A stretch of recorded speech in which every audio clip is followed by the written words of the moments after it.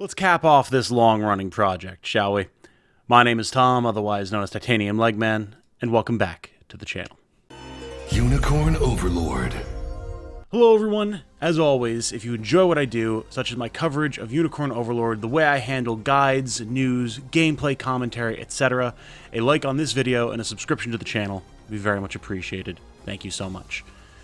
It is the final entry in the comprehensive class overview for Unicorn Overlord. It has been a long road to get here. I appreciate all of you who have stuck around this entire time.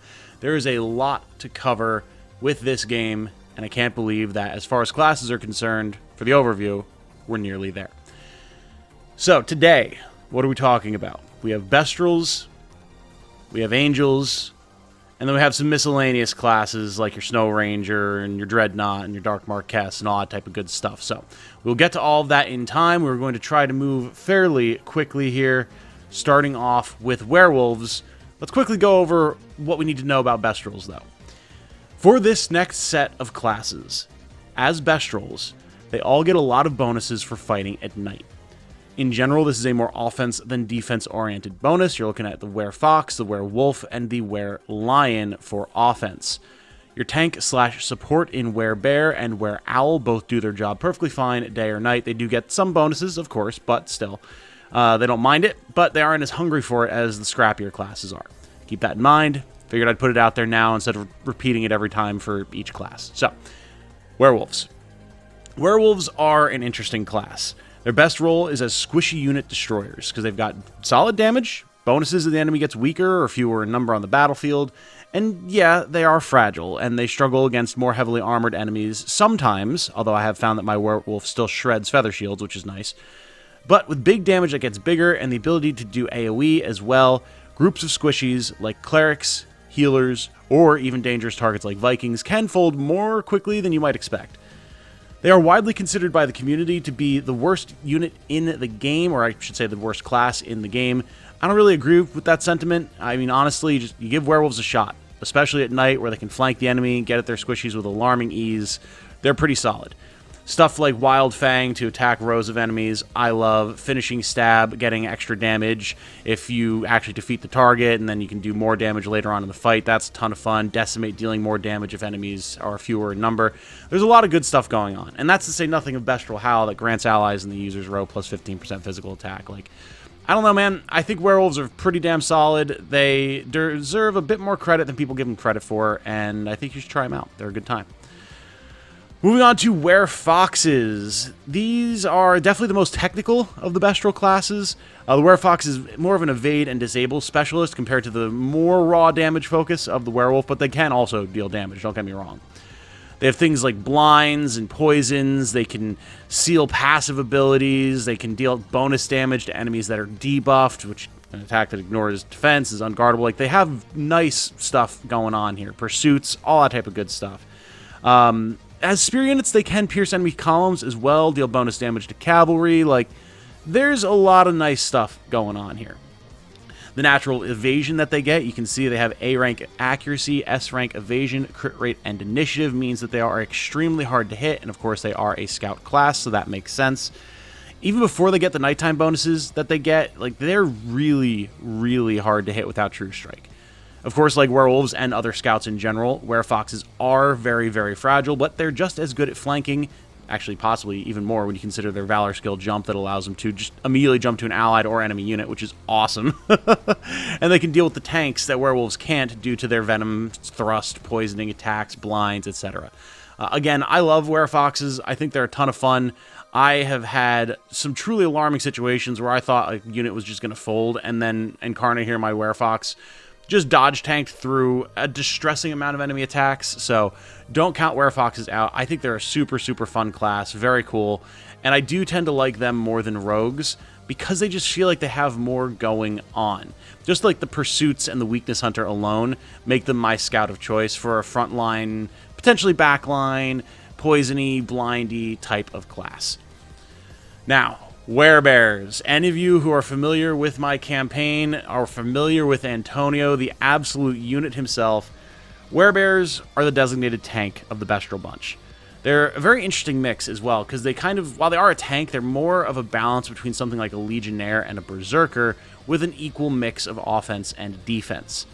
Of all the tanks, these are definitely the most focused on protecting themselves. They're very good with Heavy Guard, Nocturnal Rest to recover their own HP, things like that.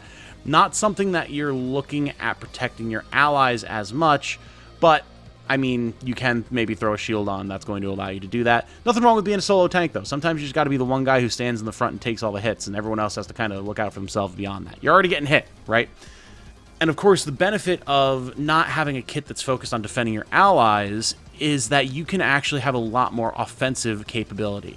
Bear Crush, inflicting stun, Round Swing attacking a row of enemies and dealing more damage the more HP you have.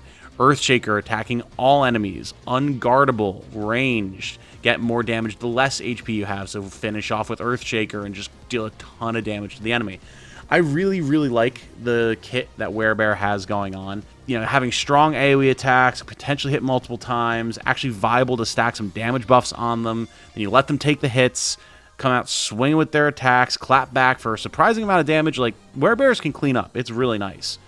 Of course, they do still have their downsides. Anything to do with magic is awful. They've got poor accuracy. They can't dodge anything, not that you want them to in the first place, and they've got really low initiative, but, I mean, that's what you want from a tank, really. They get the job done with a little bit of support for anti-magic capabilities. A Werebear is going to be distressingly difficult to bring down, and is by far going to be the highest damage tank that you have, especially compared to the other options that are on hand. Very good at their role. Highly recommend that you give them a shot. Now, Wereowls, these are definitely an interesting one, and I've flip-flopped on my feelings with them a lot, but they're still a very solid choice. Wereowls, of course, are the support arm of the Bestial Force.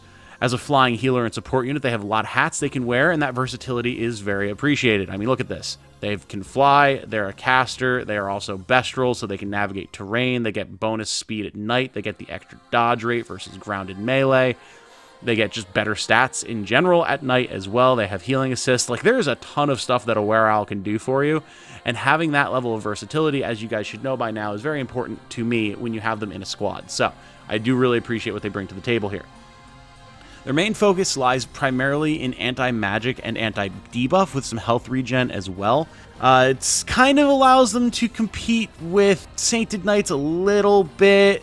Like, you have a greater focus on buffing allies and less of a focus on shielding allies. Things like Circle Barrier, reducing damage taken by all allies by 20% for one attack, or 25%, is, like, essentially a shield. It's really damn good, don't get me wrong. But I've found that I do tend to use my Wereowls in a similar way to my Sainted Knights. Now, that said, being a wielder of staves means that you can get a lot more support versatility going on here, having different staffs on hand that have different effects. Holy Cradle, Reincarnation, Magic Shell, Parting Resurrection, all extremely good options that a Wereowl is happy to have. Now, some of the buffs that they provide are a little bit niche. Like, yeah, you can grant a row of allies plus 50 accuracy. At night makes their hits True Strike, which is awesome, but again, you're limited to it being at night.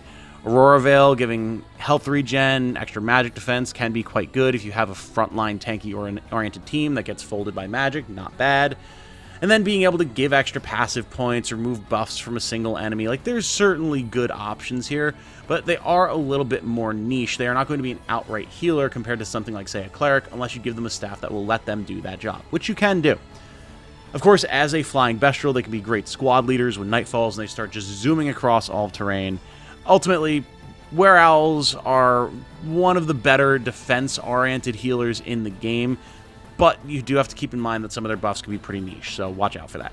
Now, we have to skip past some of the Angels here to talk about Werelion really quick. This is going to be an extremely short one. Mirard the Werelion is literally just a Berserker, but better.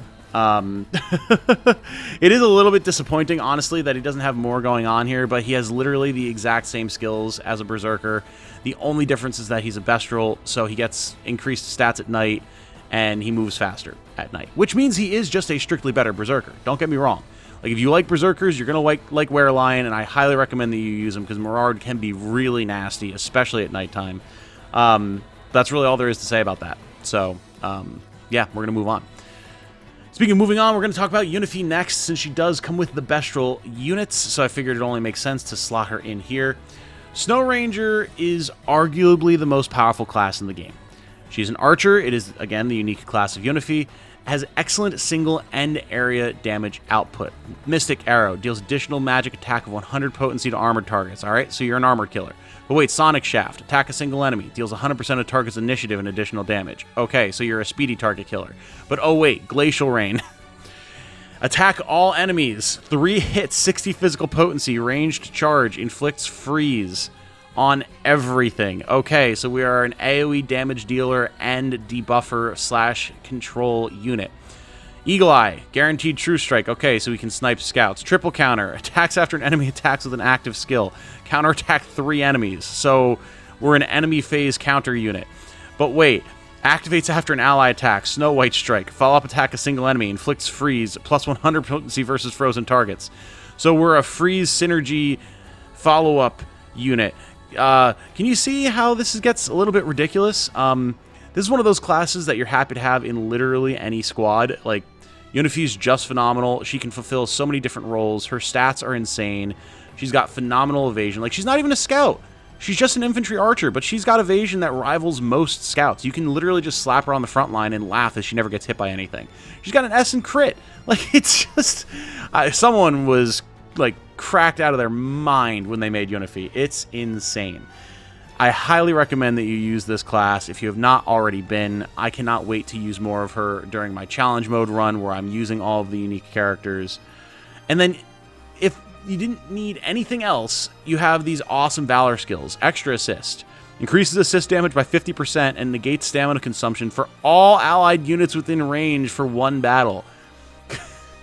Like, do you just have a bunch of mage squads and archer squads? Well, congratulations. All of their assists do more damage, and now none of them are using stamina for the first time that they use it. Like, for 1 Valor point in an area. Absolutely insane. And then how about Passive Snipe? Decrease an enemy unit's starting passive points by 1.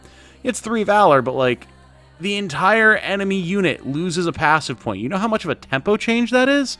It's just ridiculous. Everything is upside with Snow Ranger, on top of the fact that Yunifi's a cutie. Just... use Snow Ranger. She's phenomenal in so many different ways. Next up, I want to talk about Dreadnought before we move on to the Angels. Just try and get all of these little unique classes out of the way. Dreadnought is, of course, the unique class of Amalia, the huge lady herself. This is the Uber tank that hits everything insanely hard. Amalia is very adept at dealing damage to 1 or 2 enemies at a time. Heavy Slash, 150 damage. Penetrate, attack a column of enemies, physical defense minus 30%. Omega Shatter, attack a single enemy twice for 100 physical potency per swing, and it's unguardable. Like, Amalia is going to pick someone and detonate them. Now note, most of her attacks can't be guarded against. Very, very nice. She can reduce enemy defense. She's really good at taking physical damage. Like, if it is a physical-oriented fight, Amalia is going to be top dog. At the end of the day, though, she really wants someone else to heal her, deal AoE damage, or keep her from getting nuked by magic. Those are things that she has to watch out for. If you have a team that wants a big damage dealer and a tank, Amalia will be right at home there. She is going to be very good at dealing a lot of damage. She's going to be very good at surviving a lot of damage. But she has no way to heal herself, and she has no way of protecting herself from magic. So, she's not broken by any means, as much as you might think otherwise. But she is phenomenal, and she can slot into pretty much any team on the front line. So, go for it. Now, bopping back to our feather units, we have to talk about feather swords. These are the bread and butter frontline class for feather units. And while Bestrals are the designated nighttime race, feather swords and angels in general are the daytime race. Note, it is not as dramatic of a difference as it is for Bestrals. We're not getting huge stat increases during the day like the Bestrals do at night, but we do get extra effects for some of our skills, so it is still good to have them fighting during the day where possible. Also notably, all angels are flyers with all the advantages such as navigating terrain and disadvantages such as dying quickly to archers that you would expect, so keep that in mind as well. Now, back to Feathersword. Like I said, these are your designated frontline damage dealers for angels, and they perform the role well. They don't have extraordinary damage, but if you need something to be able to hold on the front line, tank and spank, sword and board, then these are going to be your girls. Their focus is primarily on buffs and debuffs over just raw damage, things like Spiral Sword, nuking enemy evasion, granting you evasion, Shield Smite, nuking enemy defense, granting you defense. This is where you can kind of see a reciprocal change here. You're essentially draining stats off the enemy and giving them to yourself, which is pretty awesome. This will then synergize into the ultimate ability Honed Slash that pretty good amount of damage, honestly, here to a single enemy, and becomes True Strike if the user is buffed, which is pretty dope. So you can pop scouts and dodge enemies with this, which is very nice. And then your passive skills are also looking at largely buffs as well. Accelerate, granting you initiative and accuracy. Diurnal Guard being a block, which you would imagine you'd probably have on a shield unit like this, and grants you a passive point during the day, which is nice. And then Discharge, this is the big one, consumes all of the user's buffs and increases attack power for one attack, the number of consumed buffs times 25%. This is where you can get like Discharge into Honed Slash, becomes True Strike, you get all of this damage buff, and you just crush. It's pretty awesome, I'm not going to lie. It takes some setup, it's a little bit finicky, but if you can get it to go off, it is a ton of fun. Of course, you can also combo this class with something else that's giving you buffs, something like, say, oh, I don't know, something with a Dancer's Call, or maybe a Prince, things like that, and you're going to be laughing all the way to the bank. Now, Featherbows, this is where the true power and terror of Angels comes to light. If you have played any Unicorn Overlord and you have made it to Albion, you know that feathers are horrifying when they're wielding bows. Featherbows are debuff masters. They sit in the back line to pick away at the enemy and make it very hard for them to do anything about it. Their big selling point, Shining Light. Activates before an enemy uses an attack skill. Any enemy. Inflicts blindness on a row of enemies. It is hit rate true. It is ranged. You cannot avoid this unless you are literally immune to blind, and having even just one Featherbow in your squad ready to use this skill is going to massively reduce the amount of damage that your squad is going to be tanking. Remember, you're nullifying up to 3 attacks for 2 passive points here, which is just insanely strong, both in your hands and the hands of the enemy. Combine that with the fact that you have things like Photon Arrow, inflicting physical defense down on 2 enemies, Saint's Shot reducing passive points, Delaying Shot reducing initiative. Featherbows are just going to be a giant pain in the ass for your enemy if you're using them, or for you if the enemy's using them on you. So be prepared for this. Either try and snipe them quickly, have some blind reduction, blind immunity, debuff removal, anything like that. You're going to need it when you're dealing with Featherbows. They are a very strong class, possibly the strongest of the 4 Angel classes. Now, what is not the strongest of the 4 Angel classes are the Featherstaves, unfortunately, because they're super cool. The requisite healer of the group, Featherstaves are definitely interesting. To separate themselves from other healers, Featherstaves have 2 major focuses, overhealing and healing over time, with a little bit of a dose of resurrection as well. Their overheal ability is really fun, seeing as how it allows you to give temp HP to a row of allies, which can make even like really frail classes like Swordmasters far tankier than you would think they have any right to be. They can also apply a rare, if not the most useful, HP regen with things like Hastened Call, or the ability to get extra healing when your HP is restored, the ability to withstand 1 lethal blow. Like, there's some niche, finicky tech options here with Featherstaves that can be nice if you're set up to use it properly, but at the same time, you could just drop a bishop in and get all of your healing needs taken care of, so it's a little bit finicky. In particular, Holy Cradle, making it so that you can withstand 1 lethal blow, is really fun, but it's what we call a little bit of a planning to lose strategy, so not exactly the situation you want to be in, but it is very useful when it's useful, no doubt about that. Then, of course, you can combine that with the natural versatility of the staff user to have a lot of other options for things that you can do, so it's not terrible. Like, they will keep you alive. It just, again, feels a little finicky compared to something like a bishop. Of course, you do get the ability to remove some afflictions, get some extra passive points back because they're angels, as long as it's daytime. Like, there's some good stuff here, but it's just not my first pick. It's probably my least favorite of all of the staff-wielding support classes. They're not terrible. They can fly. They are going to keep you alive, but not my favorite either. Now, what is my favorite is the Feathershield. Look at these Giga Chads. God, I love them. Feathershield is just such a cool class. It's just straight up the anti-magic version of Legionnaire through and through. A bit of a self-sacrifice angle, which is a fun time. While you don't really have full row protection like you do with a Legionnaire, you can give everyone magic defense up. And I mean, when I say everyone, like, if it's during the day, I mean literally everyone. Otherwise, it's a row, but still. Which is essentially the same thing as having row cover on a Legionnaire. You've got Mystic Shield to grant the user extra magic defense and passive points. You do have a basic attack that it does inflict minus magic defense on an enemy, so in a mage-based squad, actually not terrible. There's some cool stuff going on, and it's very much the counterpart to the Legionnaire in a lot of ways. What's really nice, though, is you do have sacrifice. So even though you can't necessarily jump in the way with a guard for an ally, you can literally just cover an ally and take the hit yourself, which, if you have good defensive stats, can be essentially the same thing. And it also grants you extra passive points as well. So there's a lot of passive point generation on Feathershields that you can mess around with tech-wise. And yeah, while they are definitely the anti-magic tank, it's not that hard to give yourself extra physical defense just through things like, you know, great shields. Toss a Grand Barris on there, and suddenly your physical defense not looking too shabby. So I kind of like Feathershields over Legionnaires in most scenarios. They're going to be tanky enough physically and magically to handle pretty much any major situation, and they can guard your allies for you in the ways that you need to. Then, finally, they can reflect magic and remove debuffs from themselves to put them on an enemy target, which is just a ton of fun. Like, there's just... Once you get to the late game and there's so much more magic damage flying around, so many more debuffs flying around, having Feather Shields to be able to counteract that is a huge boon in my mind. There's a lot of situations that I prefer them in. It's really just a shame that we get them so late. But if you haven't messed around with Feather Shields yet because you get them late, I implore you to try. You get a free one in Fedoquia, like, use him. See how they function. You will be glad that you did. Finally, we need to talk about the Dark Marquess classes really quick. Just to wrap up here, we have, of course, already talked about Berengaria, but now I do know you get one of each of the Dark Marquess classes by the time you clear the game, do the final post-campaign mission.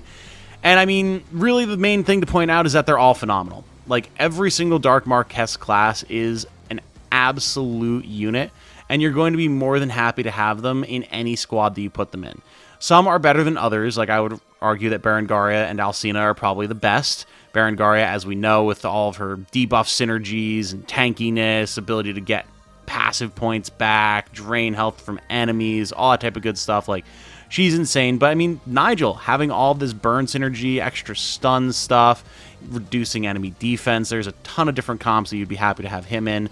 Alcina being the mage of the group, debuffing enemies, putting poisons on them, dealing good damage, especially synergizing with poison. And then, of course, Elgor just being a super annoying, dodgy, stunny, burny, debuffy, can't hit me, can't touch me, giving himself passive points, forcing enemies to attack him, and then dodging everything. Like, he's so good. Like, every single one of the Marquess classes are great, and it's nice that they're all different because they all have their own little synergies that you can build them into. Alcina wants to be in a poison synergy team. Nigel wants to be in a burn synergy team. Berengaria wants to be in an affliction synergy team. And then Elgor wants to be wherever you want there to be, an insanely good dodge tank who's also going to harry everyone on the enemy team with all the debuffs imaginable. All the Dark Marquess classes are phenomenal. You should be using them if you have not already, especially once you unlock things like Elgor and Alcina. And with that said, this has been the comprehensive class overview for Unicorn Overlord. What an odyssey this has been. Thank you all so much for watching. I do very much appreciate it. I know interest in Unicorn Overlord has been winding down, so again, I appreciate everyone who has been sticking around. I am still tossing around the idea of doing individual class deep dives. If that's something that people would be interested in, I would be more than happy to do so, because I do think it would be a really fun discussion to have for each of the classes. Don't know if we would get them all done, but it's something that I'd be happy to chip away at when and where I have the chance. Let me know what your thoughts are on that in the comments down below, and let me know what you think of my overall overview of each of these classes too. I would very much appreciate that feedback. With that said, I'm going to be done here. My name has been Tom, otherwise known as Titanium Legman. I hope you all have a good night. Stay safe and healthy out there, and remember, be good to each other. Bye now.